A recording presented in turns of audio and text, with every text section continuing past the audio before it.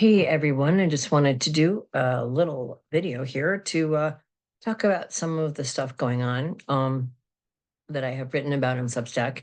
If you're watching this on Substack, you may have seen some of these pieces. If not, um, here you go. So in one of the videos, I got a comment asking me to look into Mamdani um, and whether he would win. And I hadn't thought about it because, frankly, my first instinct was he's going to win. I have no question about that. I usually only look into people's astrology for elections if I get that feeling that I'm not sure which way it's going to go. And it really was clear that Mamdani was going to win without any problem. In our class on Friday before the elections, which I didn't publicly talk about, but we did go over some of the different elections, it looked like Democrats were going to win, maybe a little closer than Mamdani. I want to say that Pluto in Aquarius is going to bring us a number of things. We have the natal Pluto in Aquarius in our U.S. Constitution signing chart, and I'm going to show you that.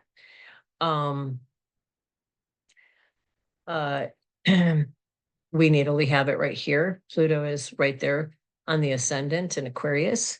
And you can see Pluto is moved into Aquarius in the last couple of years. And Uranus is trining it. So the ruler of Aquarius is Uranus. And what does that mean? There's this kind of call and response, this working together. And what we're seeing happen here is an awakening in the public. Now, I think we had all those planets, I'll show you right here, where they kind of are now back, but at the beginning of the Trump administration, right around here in February, and actually on the day he was elected, but you can see all these planets around the node. And this is the disintegration of our institutions. And the second house is money, jobs. And these have all been the issues that have been coming up. Now, drugs are also ruled by Neptune. So is lying and misinformation. So is killing people randomly for no reason in the middle of a sea that have no connection to drugs, but we claim they have drugs because we are lying about that. They're drug runners. All of this is part of that Neptune conjunction. Now, this is a very confusing time. And when this started, people really probably didn't know how to respond or didn't understand what was coming, that the dismantling of all our institutions was happening and didn't really know how to respond to it.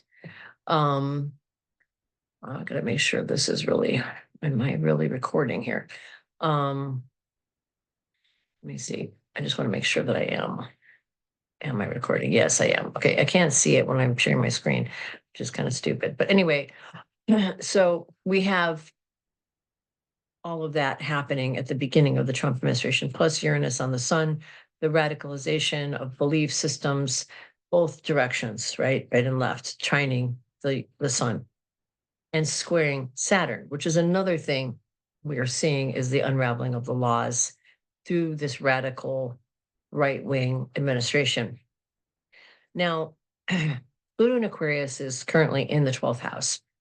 And what it means is a couple things. Pluto in Aquarius is the transformation of society through humanitarianism, it's Aquarius, through trauma, another Aquarian issue, through neglect, another Aquarian issue. And that can be like the neglecting the poor people, the elderly, and it's all kind of happening. The humanitarian crisis we see with Trump taking people who are from, off the streets, who randomly, who are not just law-abiding citizens who happen to be of the wrong color, and imprisoning them in this humanitarian crisis. But Pluto in Aquarius also rules new technology. And we're also seeing the rise of AI, which is part of this Pluto in Aquarius transit. And Uranus in Taurus is the reform of the workers and workplace. And so some of what's happening, there's multiple layers. The other thing I want to talk about is the fact that Pluto in Aquarius in the 12th house, what's happening below the surface may not be seen yet. And I've heard stories about what's going on in Chicago. I'm from Chicago originally. I have family that live there. And some of the areas where they're taking people are places where my family live and places where I lived myself. And Chicagoans are sort of uniting and coming up with innovative ways to deal with the situation and forming coalitions and groups and learning how to fight this fascistic kind of movement. As you can see, Pluto, if we go to now, and even back then, Pluto and Mars are falling into opposition. The progressed Mars here and Pluto in the 12th. People are mad, and they're going to continue to get mad. Now, Uranus has moved into the 4th. It's going to go backwards into the 3rd, and a regrouping will happen.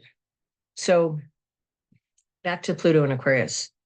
This is going to be a long transit. Pluto and Aquarius is going to last for quite a long time. Pluto moves very slowly. I'm just going to show you how long it's going to take for Pluto to get over the ascendant. That's not till 2028 and 2029 when Pluto hits the ascendant of the US Constitution signing chart and opposes Mars here. Now, a lot of people are hoping and wishing that things are going to get better sooner rather than later. And I think it's actually the first pass of this is in the fall, in the summer. Yeah. When Uranus and Mars are all conjunct opposing the moon. And we've got this sort of pop in of Pluto moving over the ascendant, opposing Mars on the angle. And it's, sextiling the moon and trining the moon here. And the moon in the US Constitution signing chart, the 10th house is the executive branch, which of course is ruled by Pluto and Mars. And so is the lawmaker branch, which is ruled by Pluto and Mars. The legal system is ruled by the Sun in Virgo. And what we're going to see here, probably why it's been so easy for people in Congress to sort of fall into this lockstep placement out of fear, and also because out of self-preservation. Now, what I want to say here is Pluto in Aquarius is going to bring us extremes. Aquarius is ruled by Uranus, and Uranus is an extreme planet, and it's radical. It's a radical, radical placement. It was found between the revolutions, and it really has a lot to do with revolution and change on a big scale. And Pluto is about transformation. Now, when we have Uranus going through the 4th house, that is a radical shift in the homeland. And traditionally, it has always brought us war, hot war, people killing each other on our soil. So what I'm saying here is a couple of things. One is, I think it's been a huge mistake of the Democrats to cling to this neoliberalism, which is it's sort of like Republican light is all it really is. It's not truly FDR style democratic kind of party that it was before 1980. After 1980 and the success of Reagan, really Clinton kind of adopted a lot of the policies that were already in play from Reagan into Bush. And the left, the Democrats, they started courting corporations, and they shifted tactics. They sort of abandoned the blue collar worker type people and threw their hat in the ring with big business and corporations, and reordering the world with us being the center of intellectual property ownership and farming everything out to countries where we could pretty much have slave labor for the wealth and the exploitation of corporations.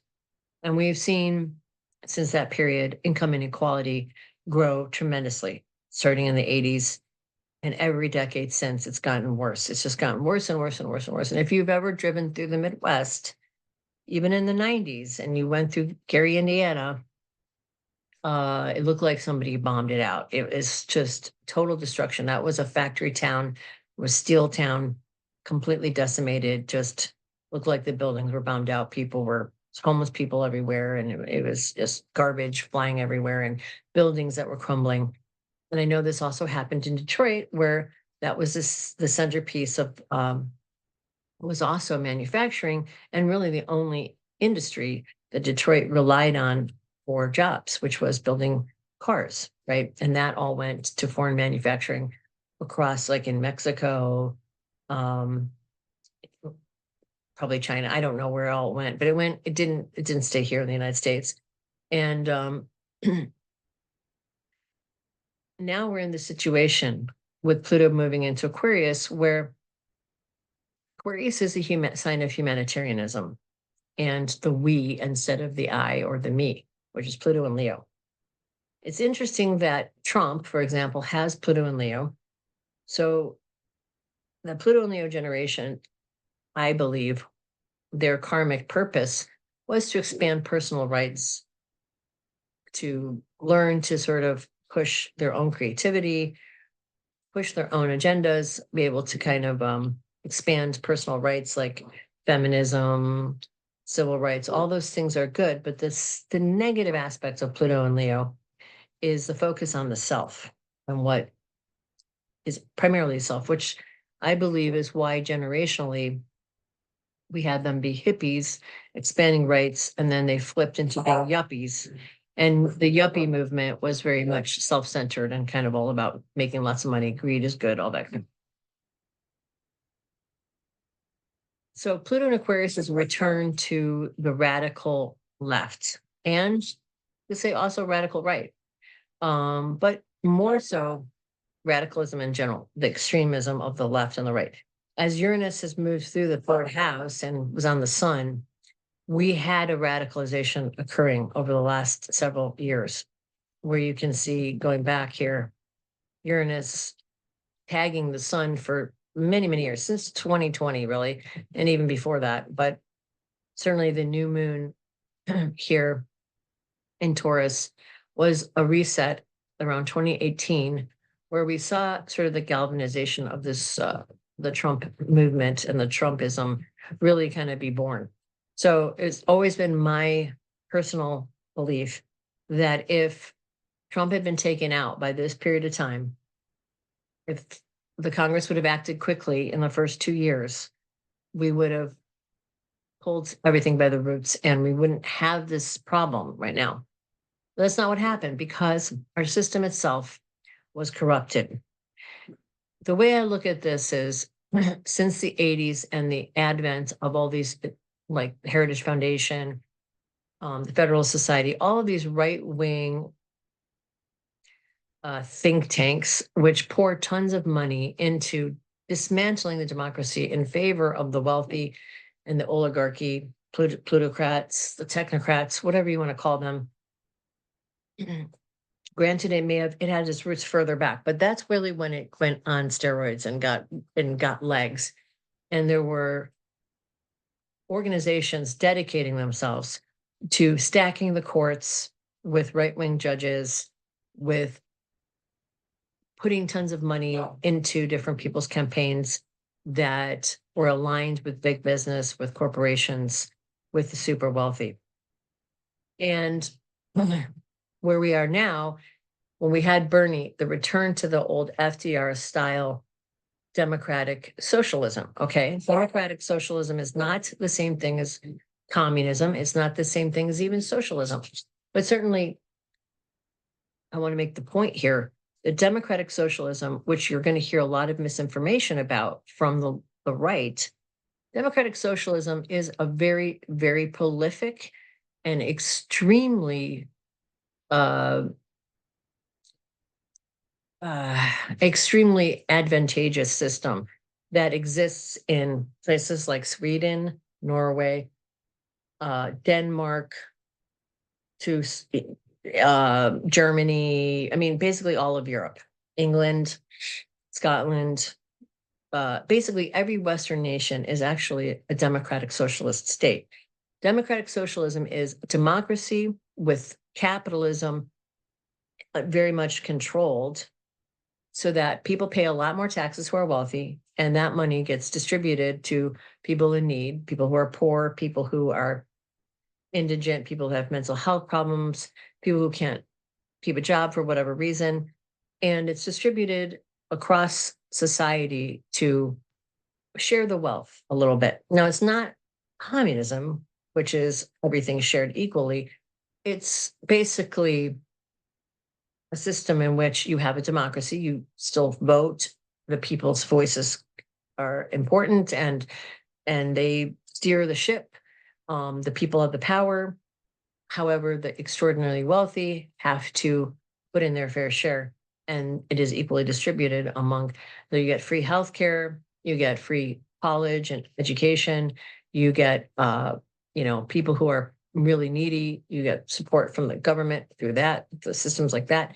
If you've ever been to Scandinavia, any Scandinavian country, I mean, which I have been to many, many times since I was in my 20s, I've been to Ireland, England, Scotland, Norway, Denmark, the Netherlands, Italy, not so much. It's a little bit more, I don't think it's as organized. France. You go to those countries, forget Italy. It's not quite up to par with all these other places.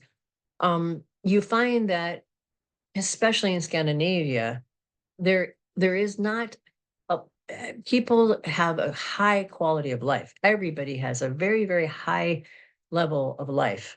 It's very expensive for an American. It's like us going to Thailand for them to come to here. I mean, it's such a huge difference. Buying a sandwich is like 5 times as expensive in Norway or Scandinavia as it is in the United States, because they have very progressive tax system, and it pays for all their social programs, and they have free health care, and it's not like England or Canada, which is sort of a little half-assed.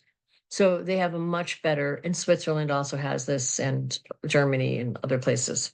So that if you've got in a car accident and you're in Norway, you would go to the emergency room, everything's paid for, you don't have to pay for anything.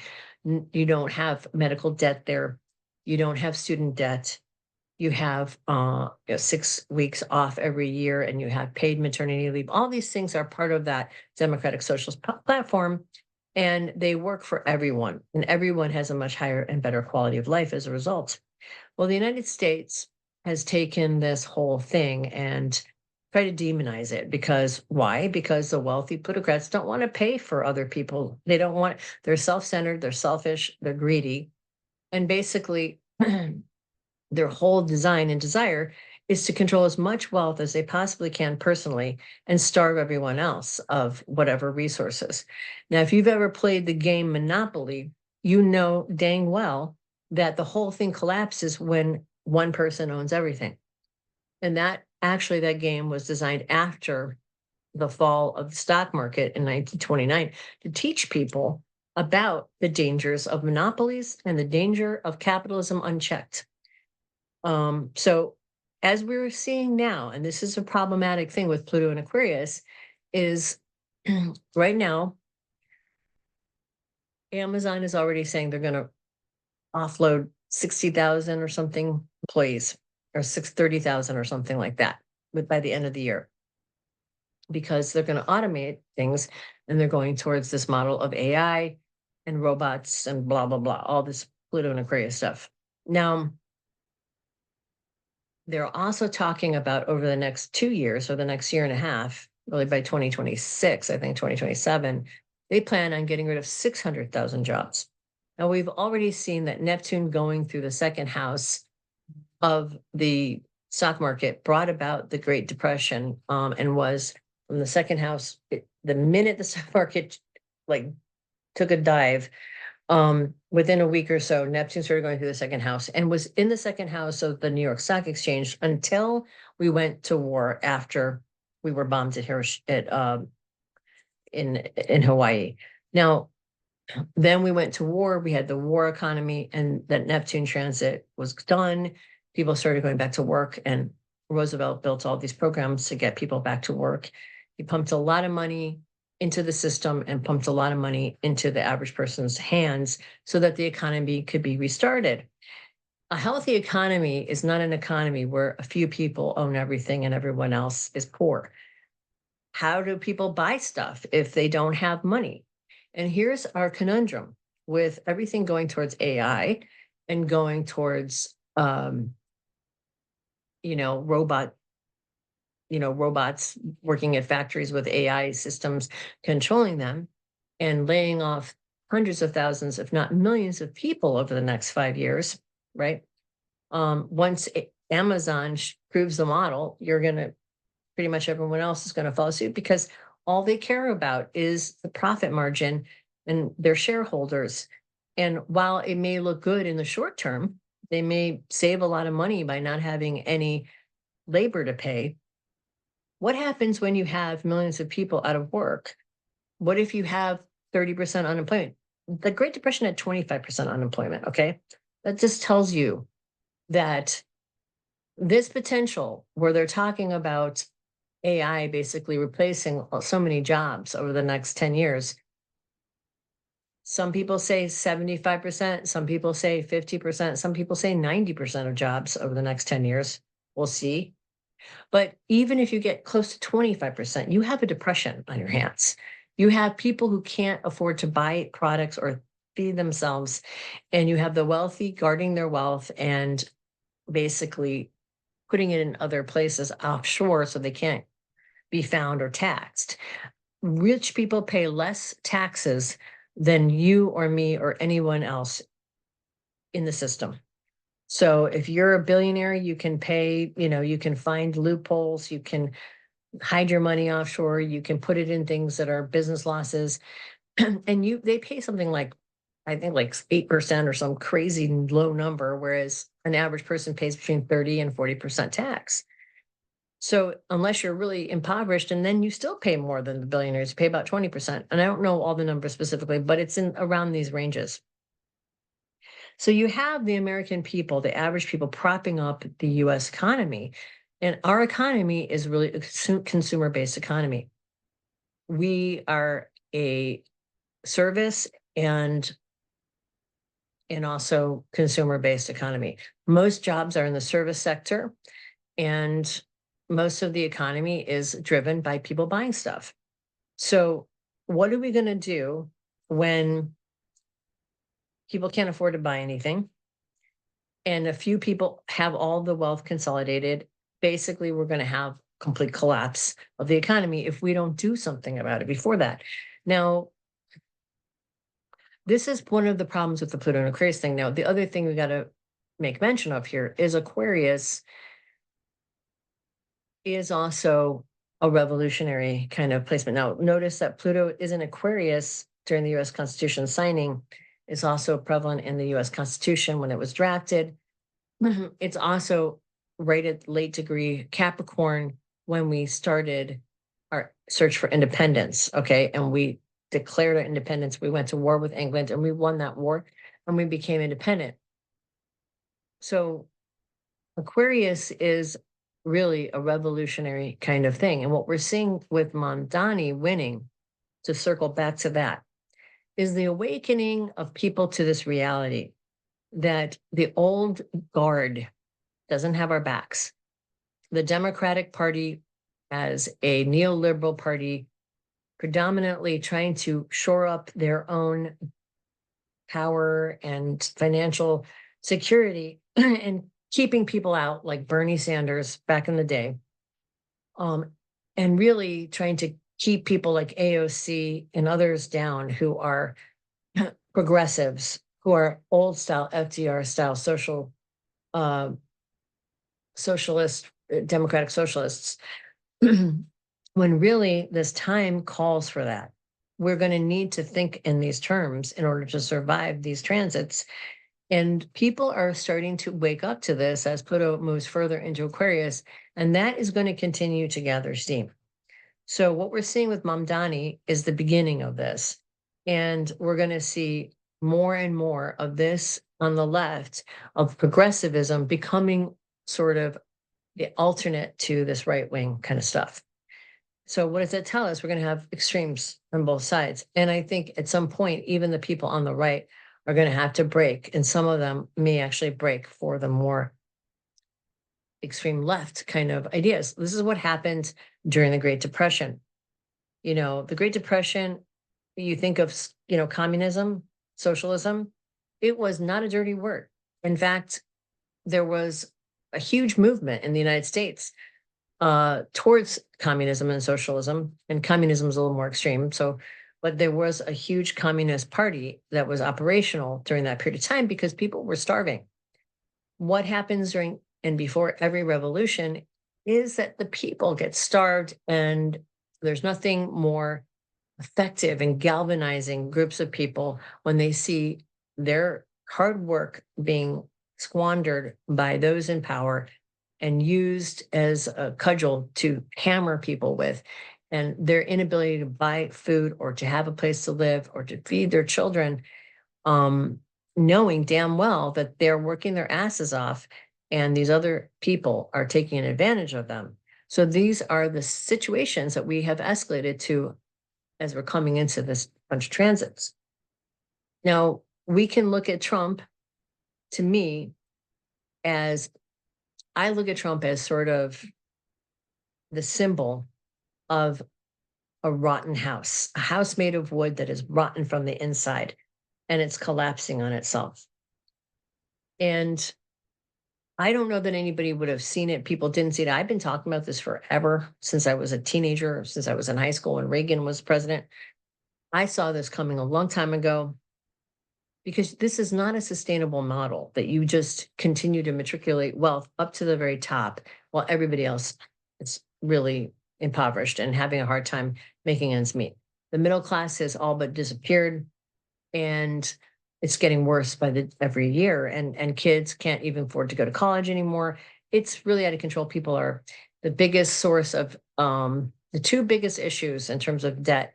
And of course, you can't go bankrupt if you have student loans. But the number one source of all bankruptcies in the US is actual medical debt. So you get cancer, you're doing fine, and all of a sudden, bang, you're hit with hundreds of thousands of dollars of debt. You can't pay it, and you have to go bankrupt. And this is the number one cause of bankruptcy, which is criminal in a country that has the most wealth of any nation, that people are put off their health. We have a lower standard of living in terms of than any other Western nation. We have higher mortality rates of women and children. We have more people who are like really who are we die younger than any other Western nation. Our mortality rate is lower, and the reason it's lower is because people are afraid to go to the doctor and pay all this exorbitant money. They don't know what they're going to be paying when they walk into an emergency room. It's all opaque and hidden, and you have no idea what you're getting in for. It's like a crapshoot, where you're going to lose everything in your wallet. And so people are afraid to go to the doctor. People should not be afraid to go to the doctor. And Bernie Sanders' platform and the progressive platform is trying to take that out of the equation and create a little bit of equilibrium. What did happen was we had the neoliberal wing of the Democratic Party shut it down, take control, fix the elections so that basically he could not get the nomination. And we had it happen both times he ran. And it was because the neoliberals, they are like the Republicans of the 1970s, okay?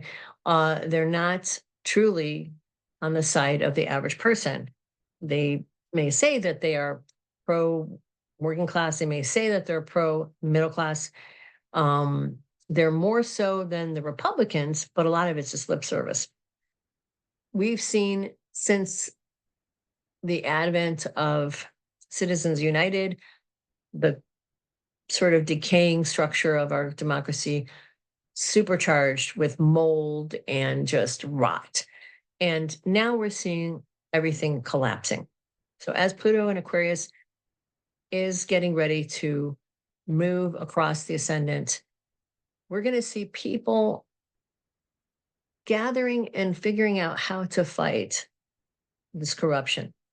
And as we get into next summer, when we get this Uranus-Mars conjunction here, in opposition to the moon, as Pluto starts to oppose Mars, this is the beginning of sort of the period where we're going to start to see real pushback. This is a turning point. This is a flashpoint, and it's probably going to involve some kind of violence. Because with Mars there, it very likely will. Now, Mars is going to go across the 7th house cusp right around this period in July of 2027, and Pluto will be opposing it.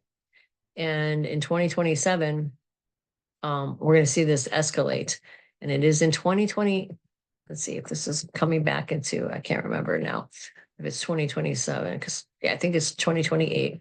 We're going to see the return of Uranus and Mars conjunct in the summer again, which is weird, but it's going to happen again here in the summer, in June, going into July of 2028.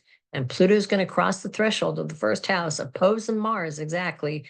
And we're going to see this escalate to a whole other level. And it's going to be a fight. So what do I think is going to happen? I think there's a lot of potential different things that could happen, but certainly it represents people finding their voice, finding their power, people and the pushback of the public being such that it becomes the identity of the country itself. So as we've seen the No Kings protests, most people support them. We're going to see that probably grow, and other things growing besides that, other pushes and moves against this regime. And we're going to see this getting explosive in the summer. Next summer, it's going to ratchet up to the next level. It'll continue kind of, and then bang, another thing by the summer of 2028. This is also when every single person in the regime right now has crazy aspects going on. So they may personally feel threatened. They may personally feel confused, not sure what to do. They're under a tremendous amount of stress. Things are not going the way they expected. And I guarantee that they will be under tremendous turmoil during that period. There's a number of things that could happen starting in 2028. There's a potential that Trump could get sick enough that he might have to have someone take his place for a period. I'm not saying he's going to die. He may be fine. It may be that he's just too demented and, or not making sense, and other people kind of move forward. Like J.D. Vance, when Uranus goes over his 10th house, he's sort of thrust more into the spotlight and having to sort of play president for a period of time, and which would also increase people's anger, I think, towards this administration. And we have to also consider that, the Epstein files and all that's going on there is going to dog this administration, I think, the entire time. And it's going to erode some of the people on the right as well. So here's Trump's chart, right? And you can see Pluto has been moving back and forth over the 6th house of health. So there's something going on. His health is changing. He's going to have a Pluto opposition in a number of years here. It's not going to be immediate. But Pluto in Aquarius is more neurological. I think it has more to do with his mental decline than it does with a physical problem. Now, he does have the opposition to Pluto and Leo. There might be something going on with his heart. Again, though, Pluto, he does have great health care, and people who have health issues at this age manage to live a long time despite that. As you can see, Pluto will be opposing his Saturn coming up in February of next year, and there will be an incredible opposition already building. And here's a Uranus square to his Mars, which traditionally, every time he's had Uranus up there near Algol squaring his Mars and now his Mercury and his ascendant, there's been an assassination attempt on him. And with this opposition, there is a possibility that, especially as Mars opposes that Pluto in the 12th, that somebody will try to hurt him again. Now, I don't know that he's going to die or anything like that, and probably be thwarted. I mean, he is serving a cosmic purpose, and that cosmic purpose is to wake people up to this collapsing system that needs to be rebuilt as Pluto goes across the ascendant, and we have to embrace change and transformation of our system. That is the point of all this. So take him out of the equation. He's just a tool of the universe. He's not the real problem. He's a symptom of the problem. And that's the truth. Okay. He himself was born on an eclipse. He came into power during an eclipse the first time. He came into power again as an eclipse was going on, a solar eclipse. All these eclipses that he himself was born on an eclipse. Every time there's an eclipse, it's like he's the eclipse president. He is the dark president. He's the inversion of the last Civil War. So in the last Civil War, you had the president trying to hold the Union together. And let me find the Civil War chart here. I think it's under, because it's, yeah, maybe not. Okay. In the last Civil War, we had the president trying to hold the Union together. He was seeing it fracture, right? And in our Civil War now, we have the opposite. We have, see where this Uranus Mars is opposing the moon. We're going to have that happening next summer and again in 2028. This is the start of the Civil War right here, with this exact Neptune return happening right now. So we are setting ourselves up for this echo. I will call it an echo. As they say, history doesn't repeat, it rhymes. And in this case, it does. It definitely will rhyme. But the rhyme is reversed. It's like Bizarro World. In the Civil War, where we had, let's see, it was April 12th, 1861. I'm going to put it in here so you can see what I'm talking about. I can't remember. I think that's right. I'll have to look just to make sure, but it's close enough, I think. As you can see here, there was a new moon happening during this period, and Uranus was exactly opposite. The country was fracturing. The president was trying to hold it together. The sun had progressed into the 9th house. So the people were with the president. People wanted to keep, the North wanted to keep the institutions together. And now in opposition, we have this really weird opposition where the sun is going to move into the 4th house in Gemini, opposing the moon. That's coming up here right now. Let me just show you that over the next several years as we go through a very similar thing, but in reverse. So this president is actually the one dividing the nation, as the moon is opposing Uranus. The sun isn't on it, so the people are not with it. The identity of the country is not with him. He himself is causing the division. He's the one who's making people respond and decide which team they're going to be on, and what their values are, the sun and the Taurus. But as we go through this period and we get through all of this craziness and Pluto goes over the ascendant, and by 2029, we haven't hit our Pluto return. You can see that the sun starts to move into the 4th house. And by 2032, in 2030, I think it's in 2032, 2033, where the sun moves into Gemini, which means that we as a country, it's a possibility that we'll want to be twin countries, or we'll have some kind of system where we'll be divided, or we'll see ourselves as having different, maybe there'll be some agreement, but we will be rethinking the Constitution with Pluto return, rethinking how our country works, and we'll have to be kind of shoring up our laws and figuring out how we're going to deal with this. But you can see Mars and this Mars-Pluto opposition is still active for years to come.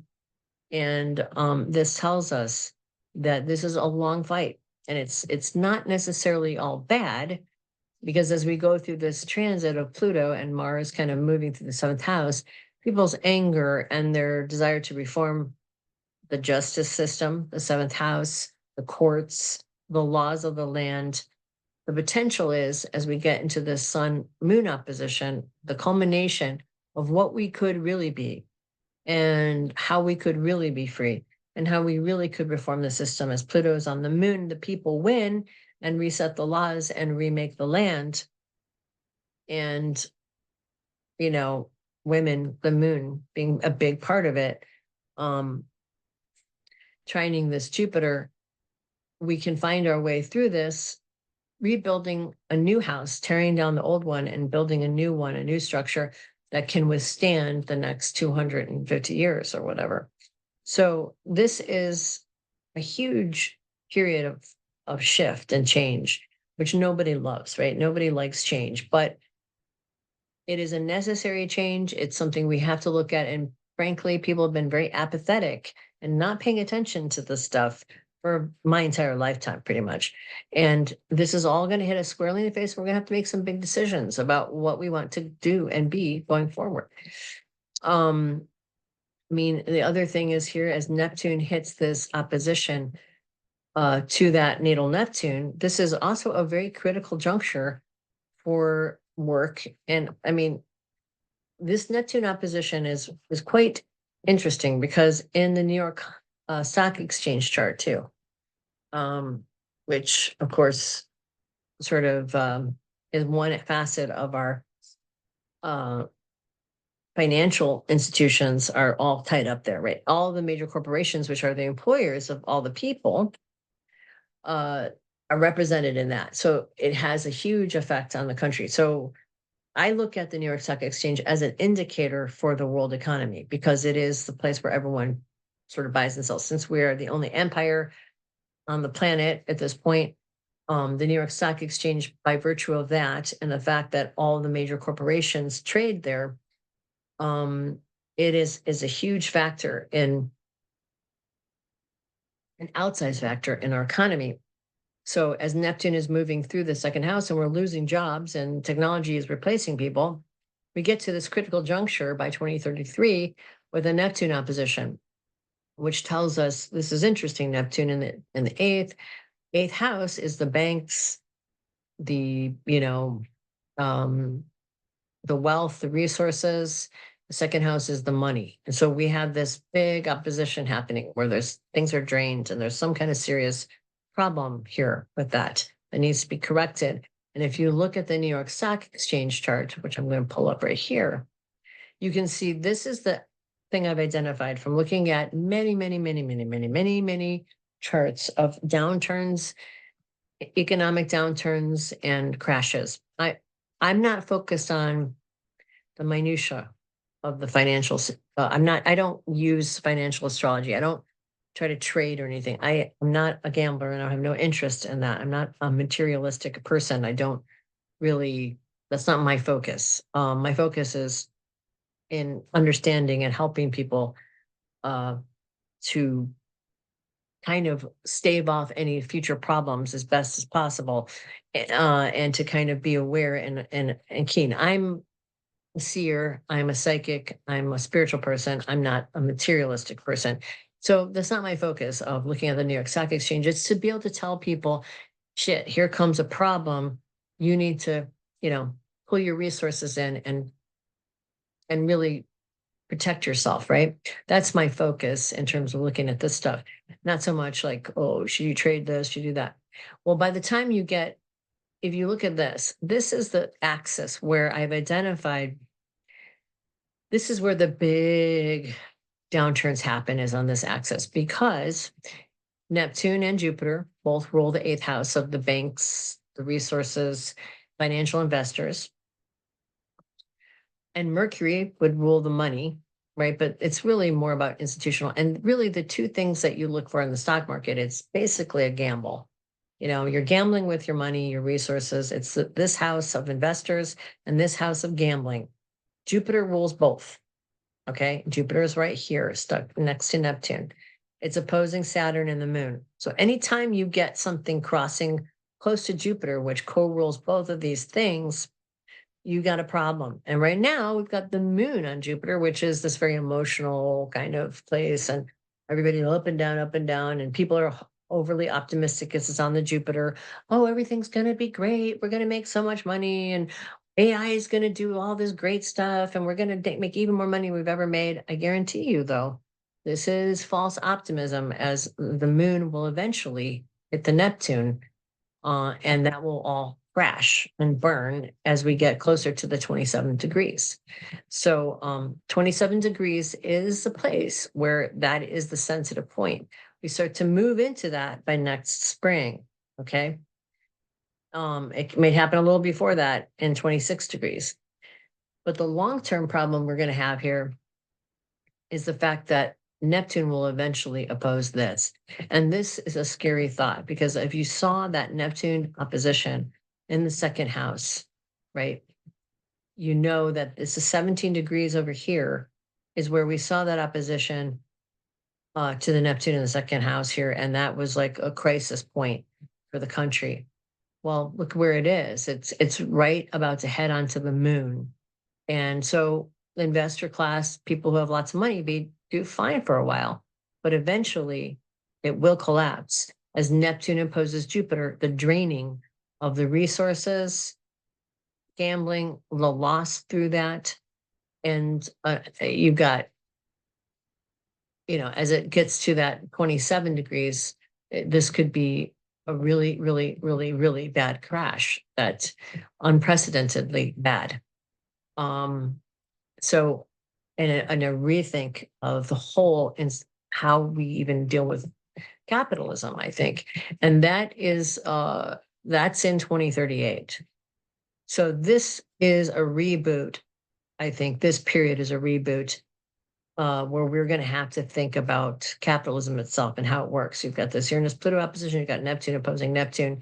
And this is probably the period when AI reaches the place where we have 90% or more, job loss. And we have to rethink, well, how are we going to distribute wealth so that people can buy things? And so that, how do we rewrite laws so that people can make money, maybe on investor class or whatever, which you may not be able to, I don't know, but this opposition, it just may collapse. It may not, but it could. And you've got Uranus over here in Jupiter, hitting that point over squaring it too. So you've got some seriously crazy aspects happening during this period of time where it's very precarious. So how we restructure the system at that point in about 14 years, 15 years, will be key to, right now, Jupiter is also going to square Neptune coming up, I think around the same period next year, where I was saying, yeah, so here it is, like right in March, I think, or it's going to be doing that square. Squares are also 27-degree squares are problematic as well. So we have a very unstable kind of economic system here with the square to Neptune.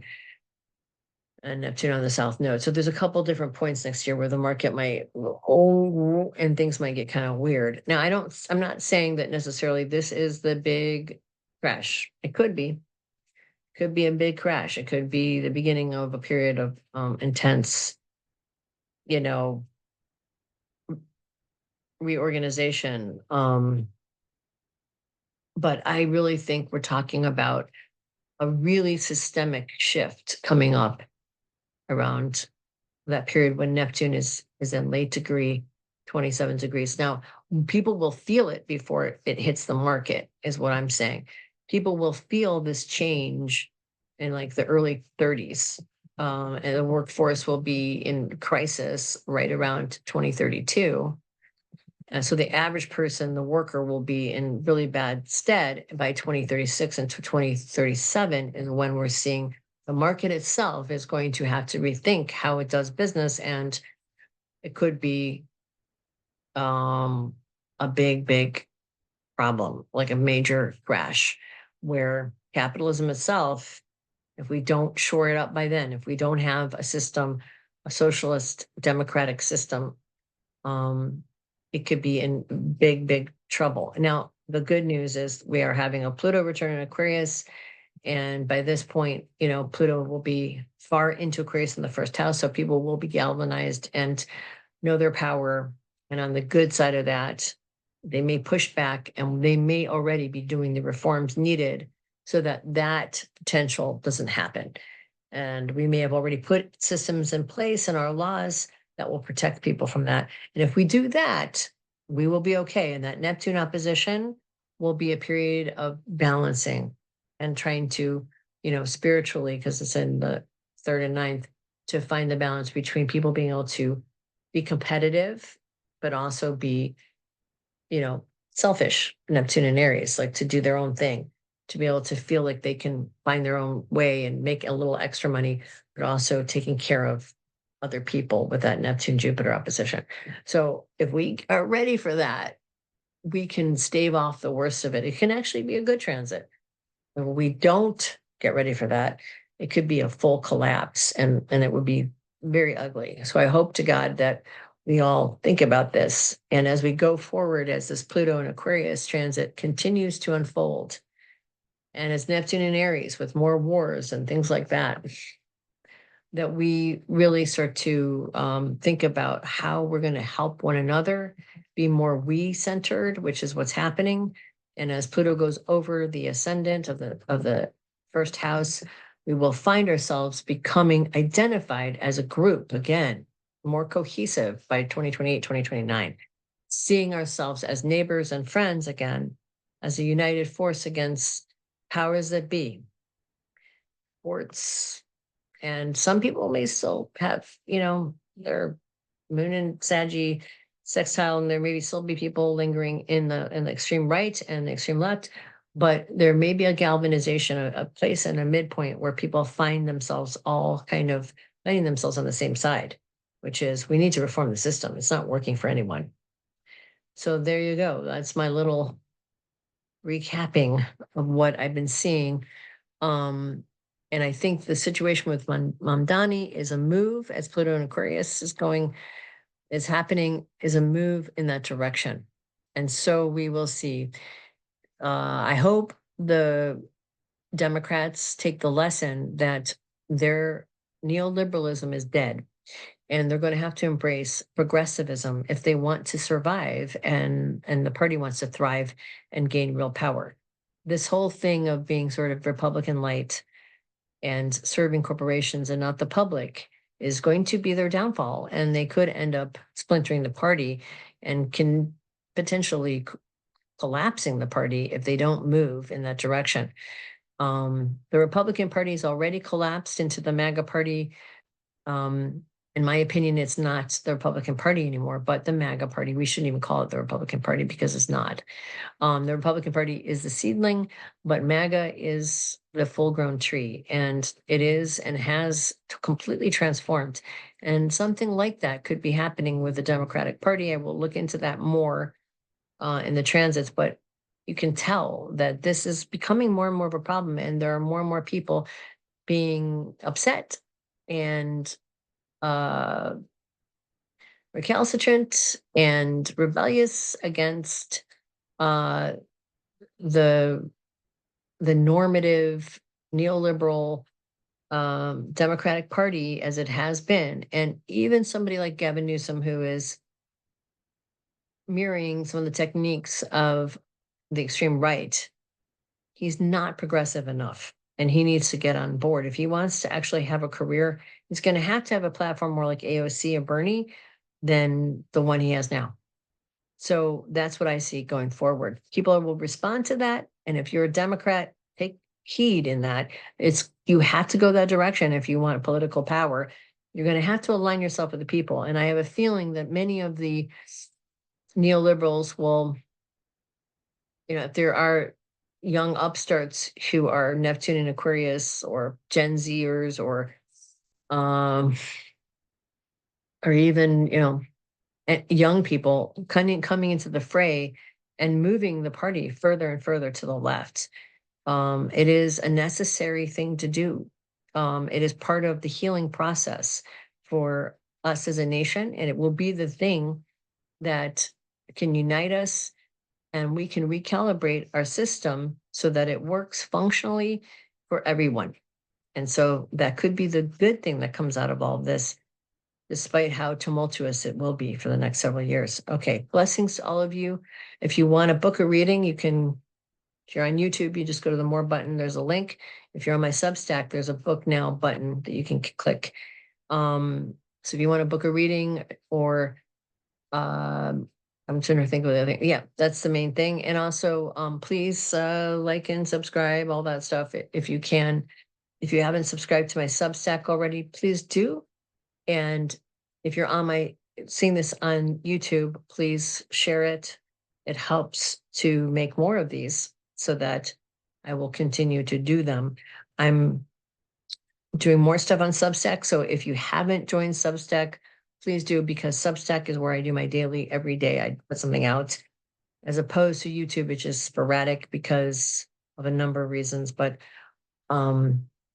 but I think I'm going to go ahead and put more stuff out on YouTube again, if people care and they support it, and the channel continues to grow. I will continue to grow with it. All right, blessings to all of you. Have a wonderful week, and Thanksgiving is coming up. It's hard to believe. All right, you guys, have a good one. Take care. Bye.